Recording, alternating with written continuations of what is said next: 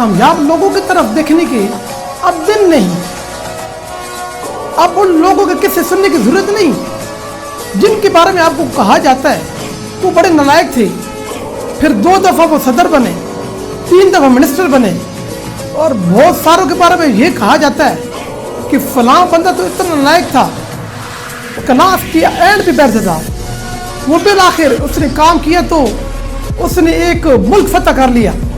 ये बातें सोचते सोचते आप बूढ़े हो जाएंगे। हर बंदा अपनी क्वालिटीज के मुताबिक ही कामयाब हो सकता है। ये मुमकिन नहीं कि आप सारे बादशाह बन जाएं।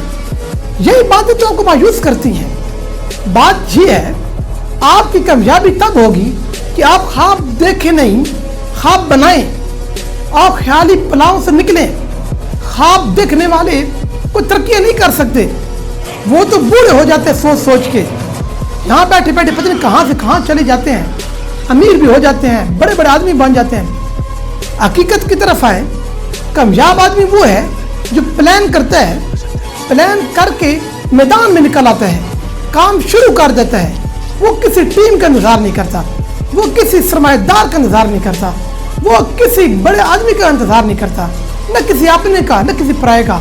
वो समझते हैं कि जिस मैदान के अंदर वो जंग करने निकला है वो तन्हा है, मुश्किल वक्त में भी वो तन्हा है। यहाँ तक कि कामयाबी के ऊपर पहुंचने तक या नाकामी की तरफ आने तक, दोनों सूरतों में हर किस्म के नतीजे का खुद जिम्मेदार होगा। वो ऐसे सोच के मुकम्मल खुद पे इस्तेमाल करके निकलता है। फिर जो एक बंदा हिम्मत करके अल्लाह का नाम लेके खुलूस से नियत के साथ मैदान में निकलता है, भला वो कहाँ नाकाम होता है? नाकाम तो वो होते हैं जो घर बैठे रहते हैं, जो सोचते रहते हैं कि कोई उनके साथ मुआवजा हो जाएगा।